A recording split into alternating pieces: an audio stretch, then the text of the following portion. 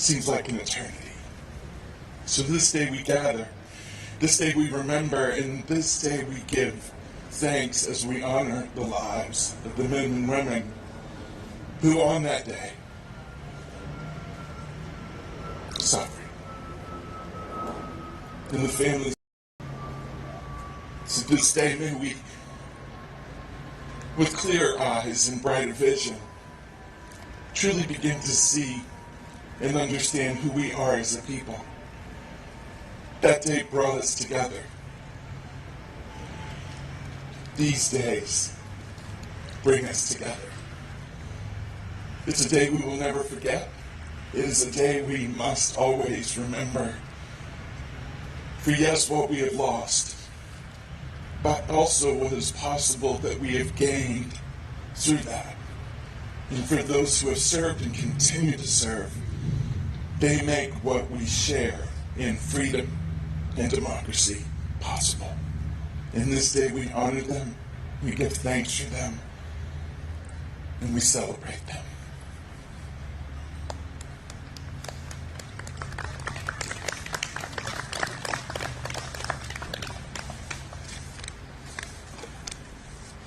The fire service uses the bell system to communicate various messages. Signal 555 is used to signify the death of a firefighter in the line of duty. We will now sound signal 555.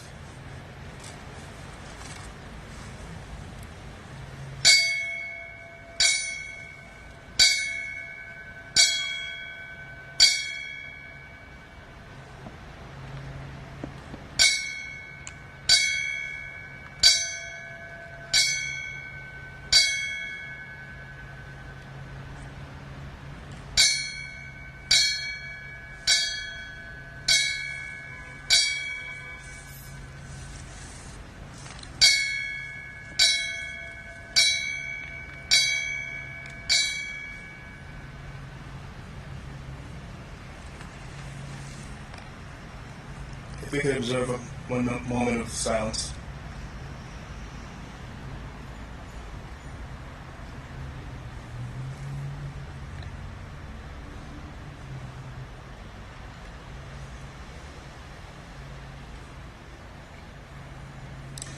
I'd now like to introduce our Town Administrator, Sean Fitzgerald, to give us his remarks.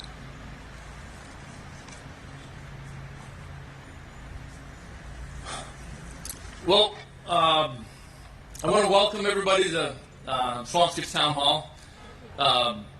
Today, we are here to really recognize the heroic service of members of our police department, firefighters, and EMS who died on 9/11. We know that we have a growing number of individuals that have succumbed to suffering related to 9/11, and it's important that we gather as a community. We also need to remember Swampscott's families who lost loved ones on 9/11. Robert Jalbert, who was aboard United Airlines Flight 175 that was hijacked and crashed into the South Tower. Marine Corps Captain Jennifer Harris, who died in Iraq, and her dad Ray is here, as he is on every occasion where we can think about those that have made the ultimate sacrifice. Army Specialist Raymond Harron, Jared Raymond, who died in Iraq, and Jacqueline Raymond is here as well. And retired Army Specialist Justin Morse. Journalist Michael Kelly also died while covering for the Atlantic Monthly on the war in Iraq, terror in Iraq. But what's important is that 9/11 really stands as a day where we can remember how we came together as a nation. It stands in contrast to the vitriol that we, I think, have heard over the last few years. But this sense that we are all together as a community, that we share common values and civil liberties. We have an extraordinary nation, and we have an extraordinary commitment to preserve and to uphold the values of our great nation. Reverend Templeman, I really appreciate your heartfelt thoughts about family. My son Miles came home yesterday from school, and he said that, for the first time he watched a video on 9/11, and it was emotionally just really impactful. Many of our families have children that don't remember or have not been told about 9/11, but this event has such an important lesson for us as a democracy. We must never forget that what we have here is precious. The community and the families that we hold dear are precious, and we have to protect and preserve all that we hold dear as a democracy. So with that, I have a proclamation issued by Governor Baker that I've been asked to read, and it starts, whereas September 11th marks the 20th anniversary of the attacks on American institutions such as the World Trade Center and the Pentagon.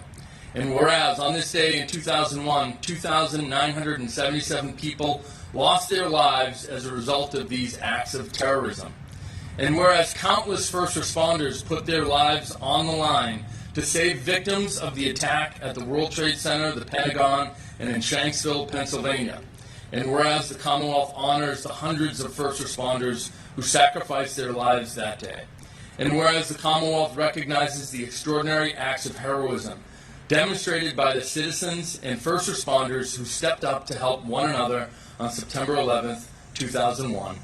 And whereas in the days following September 11th, Americans came together in a spirit of patriotism, unity, and resolve to honor those lost. And whereas Massachusetts lost 206 residents in these attacks, and all members of the Commonwealth continue to grieve alongside those families who suffered tremendously in its aftermath. And whereas the devastation that was felt in the aftermath of this tragedy will never be erased, but in honoring the memory of all those that lost their lives, we remain united and will never forget the events of that day. Now, therefore, I, Charles D. Baker, Governor of the Commonwealth of Massachusetts, do hereby proclaim September 11th, 2001 to be 9/11 Remembrance Day, in order to all citizens of the Commonwealth to take cognizance of the event, and particularly fitting in its observance, given by His Excellence this 11th day of September in the year 2021. I really want to thank everybody who took the time on this beautiful day to spend a minute with each other as a community and think about everything that we hold dear. I really want to thank you for making this a priority. And with that, I'd like to recognize our former Secretary of Veterans Affairs, Francisco Urena, to come up and say a few words. Francisco served in Iraq and received a Purple Heart, and is a reflection of a generation of Americans who have nobly served our country in the war on terror.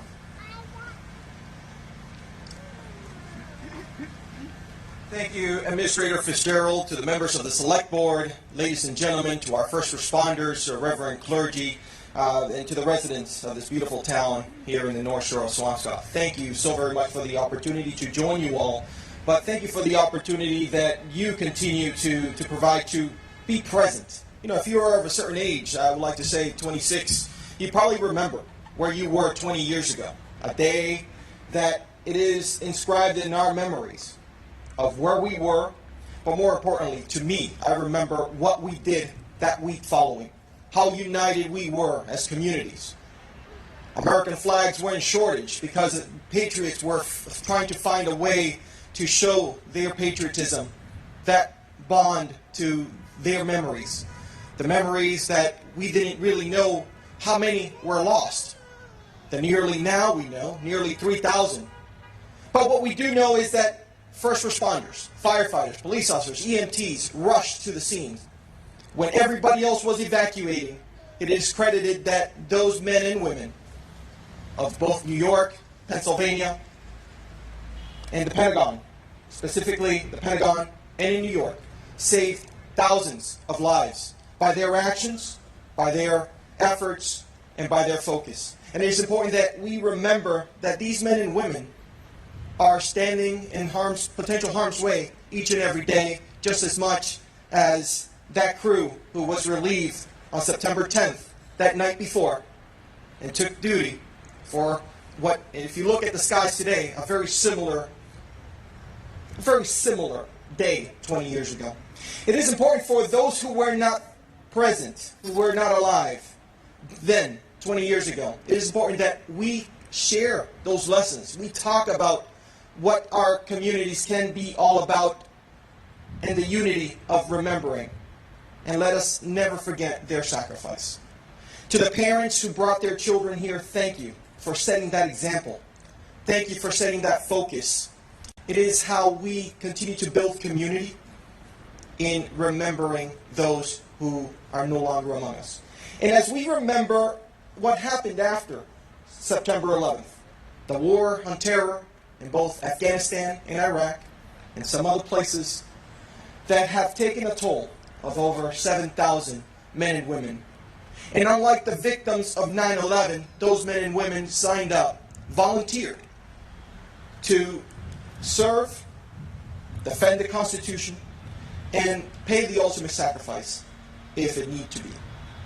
Today, I have the distinct honor. I'm going to be leading here shortly as we welcome back possibly what I like to think of the last casualty in Afghanistan, a young Marine sergeant from the Commonwealth, from the city of Lawrence, who was 5 years old 20 years ago.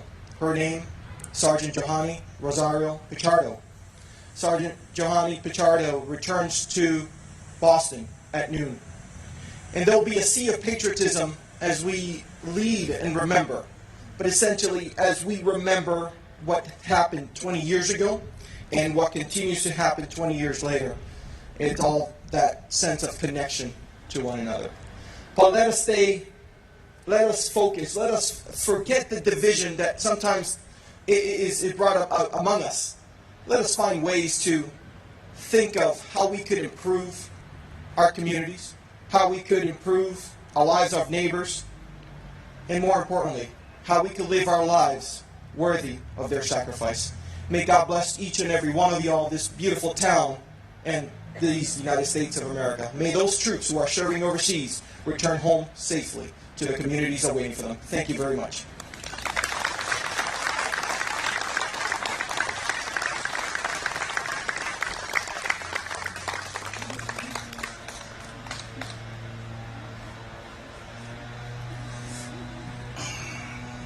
Here we are, almost a generation removed from that terrible, fateful day. 20 times we have gathered in remembrance. Each of us of a certain age can remember where we were as those images streamed across our screens, and we struggled to understand what we were seeing as our world was changed forever. As we watched the horror unfold, few of us knew how profound that change would be. We would soon be engaged in the longest war in our nation's history. Security became an ever-present concern for all of us in a way few of us had thought of it previously. We've learned to harden our buildings, we've drilled our school children in ways to respond to all types of threats. Air travel will never be the same again. Our world will never be the same again. Yet here we stand 20 years later, still coming together to remember the fallen, to honor the sacrifices made, and to support one another. I like to think that the lasting legacy of that day will be our continued commitment to service of all kinds. I like to think that what we take away from our shared experience is a renewed spirit of sharing and cooperation. Today is a commemoration, and it is also a day of giving. Our Anchor Food Pantry is collecting food and personal items. There's a Goodwill collection boxes at the parking lot that are collecting clothing and household items. And the outpouring has been more than we expected. It's been overwhelming already. So this day of giving is something that we want to continue to do. There can be no final way to memorialize those who are no longer here with us. Thank you all for being here.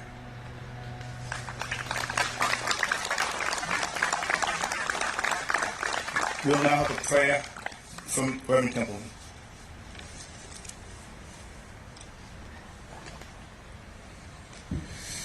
In closing, I'm reminded of that beautiful line in The Hobbit, where this small creature was in a mountain facing the worst terror of his life. He got out of that mountain and he goes to the wizard Gandalf and tells him, "I found something in the midst of that horror." The wizard asked him, "What did you find?" He said, "I found my courage." Let us pray. Loving and gracious God, help us to call up the courage that is within our hearts and our souls, to find the honesty, the attention, and the time to give thanks, to give honor and recognition to those who died on September 11th and in the years that followed. Give courage to first responders, firefighters, police, those who serve in uniform in our military. Give courage to families who have grieved and who have lost. Give us courage to remember, to give thanks, and to embody through that courage what it means to gently and lovingly forgive. May your peace, may your blessing, may your strength be upon this gathering and this community this day and forevermore. Amen.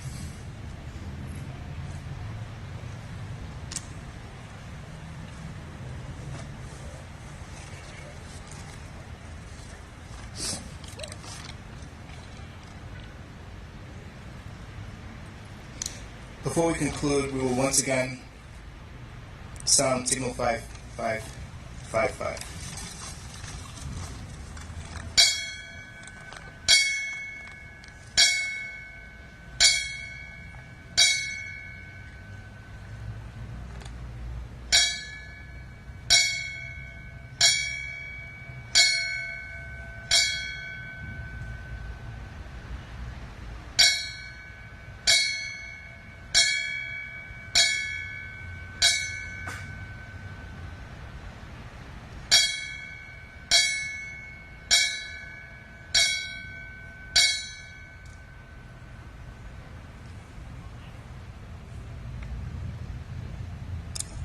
This concludes our program today. Once again, thank you everyone for coming out. There are refreshments on the tables under the tree. Please stay with us for a while and partake of some and get to know each other. Thank you.